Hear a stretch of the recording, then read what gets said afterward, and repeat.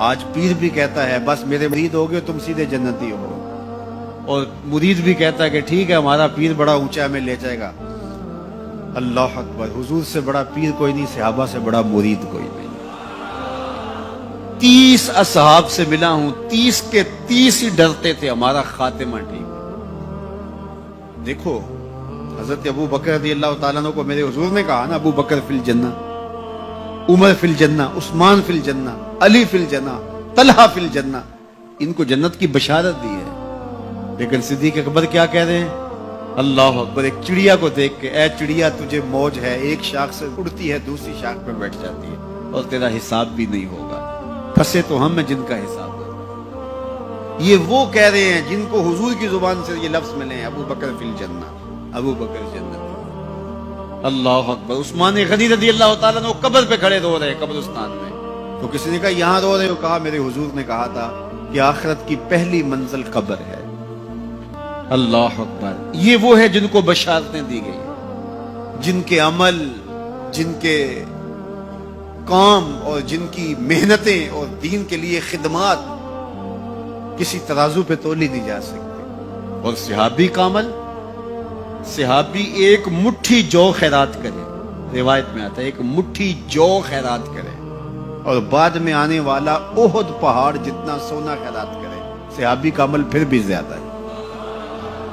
15 kilometre پہ پھیلا ہوا پہاڑ، اتنا سونا کسی کے پاس ہوگا ہی نہیں، حکومتوں کے پاس نہیں، لیکن فرض کرو کسی کے پاس ہو، پھر اتنا جگرا بھی ہو کہ وہ خیرات بھی کرتے، لیکن اس کا اجر پھر بھی صحابی کے مٹھی بھر جو خیرات کرنے کے عمل کو نہیں پہنچ سکتے۔ اور ابو بکر وہ ہیں جنہوں نے مٹھی جو خیرات نہیں کی ہے، سارا گھر خیرات کر دیا، کتنا اجر ہے۔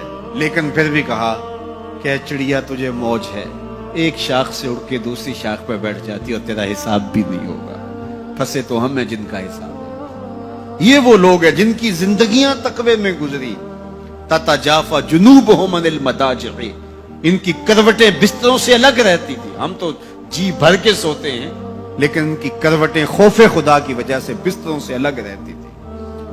طمع اور خوف میں رب کو پکارتے تھے، حضور کے جمال جہاں آرا کو جی بھر کے دیکھا، اور بشارتیں حضور کی زبان سے نصیب ہوئی، پھر بھی ڈر رہے ہیں۔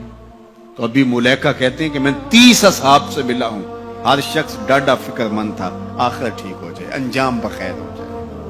تو یہ واقعی بڑی مشکل منزل ہے، منزل کو پہنچے لوگ برباد ہو جاتے ہیں۔ بلعام بن باورا کی مثال ہمارے پاس نہیں ہے، تھا مستجاب الدعوات ولی، لیکن لڑک کے کہاں جا پہنچا، زبان کی لغزش نے اس کو کہاں تک پہنچا دیا، پھر زبان لٹک گئی اور کتے کی طرح مٹی چاٹتا تھا، اور قرآن نے کہا مثلہ کمثل الکلب، اس کی مثال کتے کی مثال ہے۔ اسی لیے میاں صاحب بولے پڑھنے اتے مان کرینا تے نہ آکھی میں پڑھیا، پڑھنے اتے مان کرینا تے نہ آکھی میں پڑھیا، او جبار کہار صداوے متا روڑ دیوے دودھ کڑیا۔ جب تک یہ یقین نہ ہو کہ میرا انجام کیا ہے، دھڑکا لگا رہے، ڈر لگا رہے، یہ مومن کی زندگی ہے۔ ہر وقت خوف طاری رہے، یا اللہ میرا انجام ٹھیک کر دینا۔ رنگا رنگ سہیلیاں پرن کڑے، پر پریا اس دا جانی جس دا توڑ چڑھے۔ کہاں کہاں پہنچے لوگ، یہ خود عزازیل شیطان چپے چپے پہ اس نے سجدہ کیا تھا، حتیٰ کہ مقبول بارگاہ ہو گیا۔ زمین کا کوئی کونا نہیں تھا جہاں پر اس نے سجدہ نہیں کیا، عبادات اتنی کی اللہ نے مقبول کر لیا، بیت المعمور کا امام بن گیا، اللہ اکبر، فرشتوں کا استاد بن گیا، معلم الملکوت بن گیا، جن ہونے کے باوجود فرشتوں کا امام اور مقتدا بن گیا۔ لیکن ایک لغزش نے کہاں پھینکا، قیامت تک لعنتیں برس رہی ہیں۔ اس لیے جب تک انجام بخیر نہ ہو جائے اتنی دیر تک دھڑکا لگا رہے۔